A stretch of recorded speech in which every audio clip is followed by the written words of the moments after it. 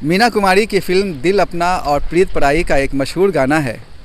अजीब दास्तां है ये, कहाँ शुरू कहाँ ख़त्म, ये मंजिलें हैं कौन सी, न वो समझ सके न हम आज आपको जो दास्तान सुनाने जा रहे हैं वो है बिहार के चीफ मिनिस्टर नीतीश कुमार की मुस्लिम बुद्धिजीवियों और पत्रकारों के साथ मुलाकात की।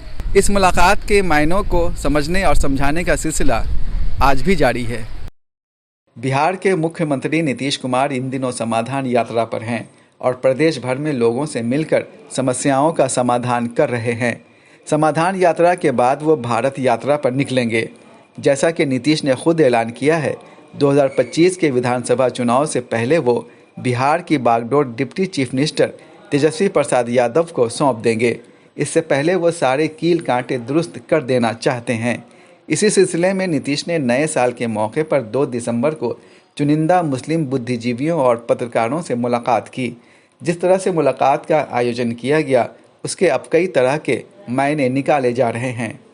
मुलाकात का आयोजन बिहार स्टेट सुन्नी वक्फ बोर्ड के चेयरमैन मोहम्मद इरशादुल्लाह ने किया था। उनके एक फ़ोन कॉल पर कई अहम शख्सियतें सीएम हाउस में जुट गईं। इनमें सर्जन डॉक्टर अहमद अब्दुल हई, खुदाबख्श लाइब्रेरी के पूर्व डायरेक्टर डॉक्टर इम्तियाज़ अहमद, उर्दू परामर्शदात्री समिति के पूर्व अध्यक्ष शफ़ी मशहदी, खानकाह मुनमिया के सज्जादा नशीन डॉक्टर शमीमुद्दीन अहमद मुनमी और उर्दू दैनिक कौमी तंजीम के चीफ एडिटर अशरफ फरीद शामिल हैं। मुलाकात में शरीक ऑल इंडिया मुस्लिम मजलिस मुशावरत बिहार चैप्टर के सेक्रेटरी जनरल डॉक्टर अनवारुल हुदा बताते हैं कि उन्होंने तहरीरी तौर पर मुख्यमंत्री को मुसलमानों की समस्याओं से अवगत कराया। देखिए, ये एक खुसूसी मुलाकात थी। चीफ मिनिस्टर ने 2 जनवरी को कुछ लोगों को बुलाया था। एक मखसूस मीटिंग हुई, एक आम मीटिंग हुई। आम मीटिंग में उनके जो जदयू के लोग थे वो लोग थे, और ख़ास जो मीटिंग थी उसमें मिल्ली जमातें, खानकाहों के सज्जादगान और कुछ इंटेलेक्चुअल्स लोग थे। तो इसमें जो है खुल कर के बातें हुई। लगभग 1.25 घंटा हम लोगों से बातें हुई और चीफ मिनिस्टर ने भी बातें की, और हमारे जो भी खानकाहों के लोग थे या फिर मिली जमातों के लोग थे, उन्होंने भी अपनी बातें रखी।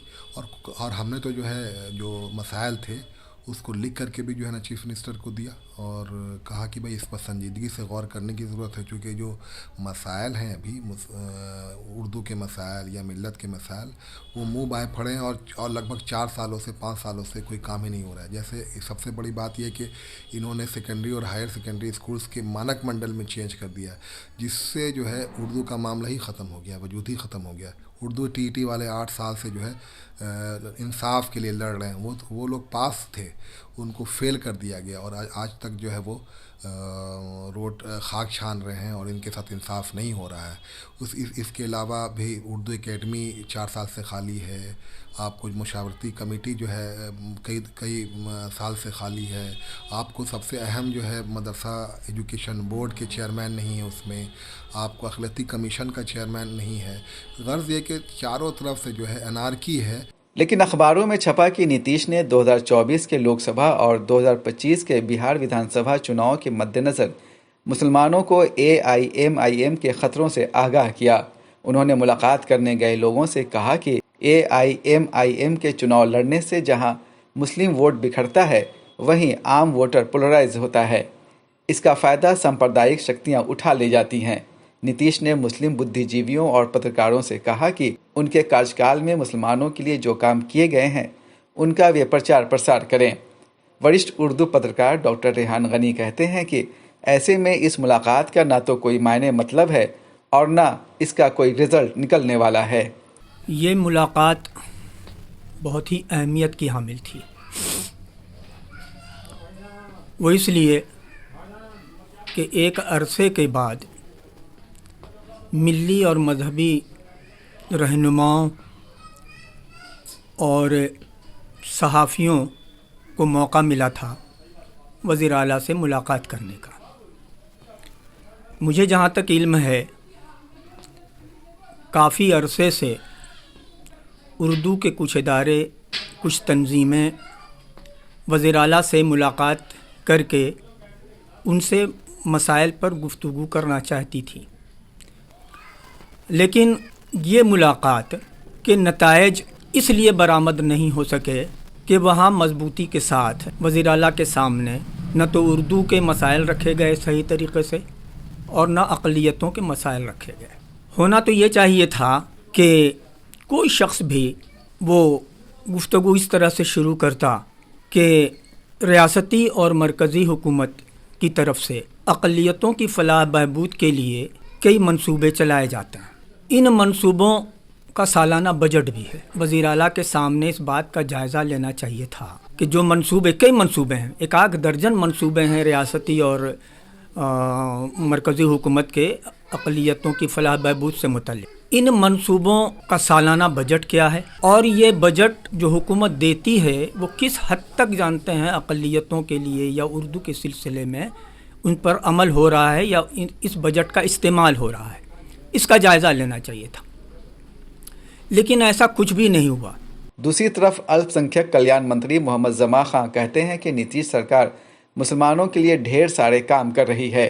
शायद यही वजह है कि 5 जनवरी को लगाए गए जनता दरबार में एक भी फरियादी नहीं पहुंचा। विभाग का तो हमारा काम चल ही रहा है, पूछेगा तो ना कौन करवाई कौन काम। हम कोई आया ही नहीं है जनता दरबार में, कोई नहीं आया है, जनता दिख ही नहीं है। हमारे यहाँ हर ज़िले में आवासीय विद्यालय बनाने के लिए जो है जोर पकड़ा हुआ है। 4 जगह चल रहा है काम, 9 जगह ज़मीन मिला है, उसको बनवाने जा रहा हूँ। हमारे विभाग में मैं चलाता हूँ कोचिंग डिपार्टमेंटल, हमारी कोचिंग चलती, सरकार चलाती है। हज भवन में, मुफ्ती में अभी हमारे बच्चे यूपीएससी और बीपीएससी में लगभग 150-200 बच्चे बैठे हैं हमारे यहाँ का। उसका व्यवस्था हम लोग किए हैं।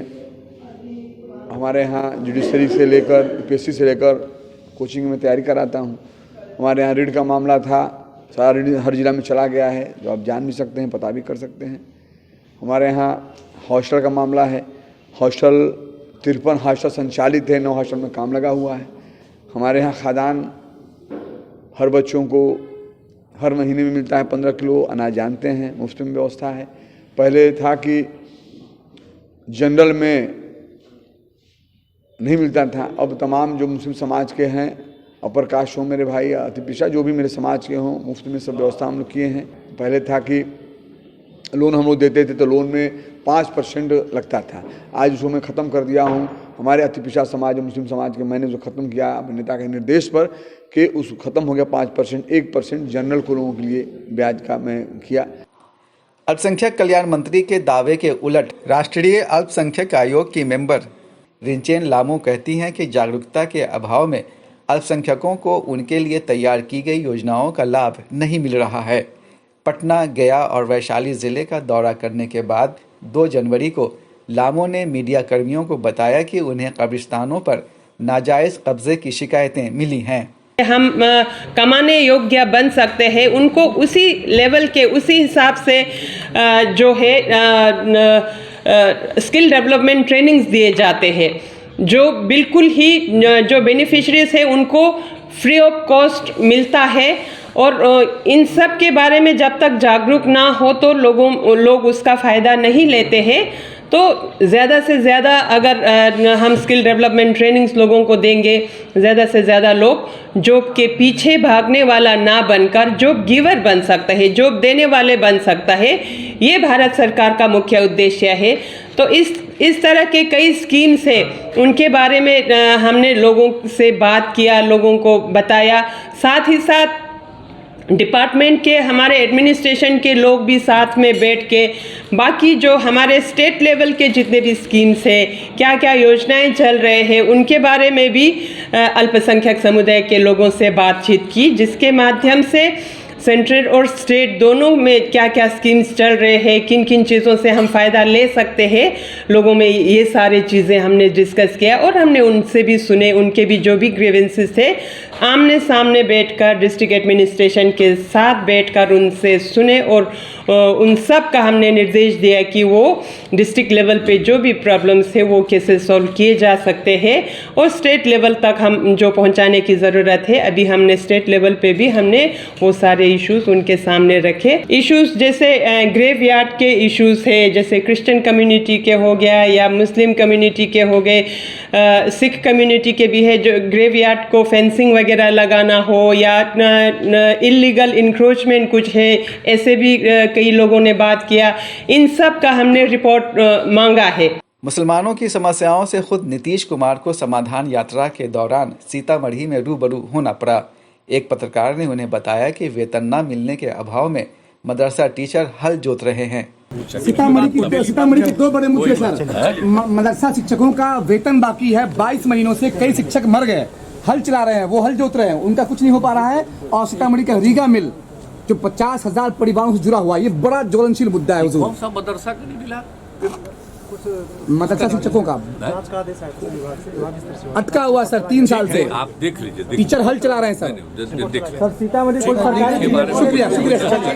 सच तो ये है कि सीएम नीतीश के साथ मुलाकात से मुस्लिम बुद्धिजीवियों को कुछ खास नहीं मिला, सिवाय लंच के एक मामूली से पैकेट, पानी की एक छोटी सी बोतल और सरकार के प्रचार प्रसार की महत्वपूर्ण जिम्मेदारी के। मुख्यमंत्री नीतीश कुमार अपने यहाँ मुस्लिम बुद्धिजीवियों और पत्रकारों और मुस्लिम लीडरों को बुलाकर ये कहते हैं कि सरकार ने जो काम किया है अल्पसंख्यकों के लिए वो उसका प्रचार प्रसार करें, लोगों को बताएं कि सरकार ने कितना कुछ किया है। दूसरी तरफ राष्ट्रीय अल्पसंख्यक आयोग की मेंबर ये कहती हैं कि बिहार में सिखों, मुसलमानों और ईसाइयों के कब्रिस्तानों पर कब्ज़ा किया जा रहा है और जो विकास की योजनाएं हैं उसका लाभ उन तक नहीं पहुंच रहा है। आप मेरे पीछे बिहार राज्य अल्पसंख्यक आयोग का ये दफ्तर देख सकते हैं। ये दफ्तर दरअसल पिछले 9 महीने से यहाँ का काम ठप पड़ा है। यहाँ ना कोई कमेटी है और ना ही कोई चेयरमैन। अभी हाल ही में इसके मेंबर सेक्रेटरी का देहांत हो चुका है। ऐसे में सवाल ये होता है कि मुस्लिम बुद्धिजीवी, पत्रकार और लीडर जनता के सामने वो कौन सी तस्वीर पेश करें जिससे सरकार की छवि बेहतर हो। कैमरा पर्सन दिवाकर के साथ मैं सैयद जावेद हसन, बिहार लोक संवाद, पटना।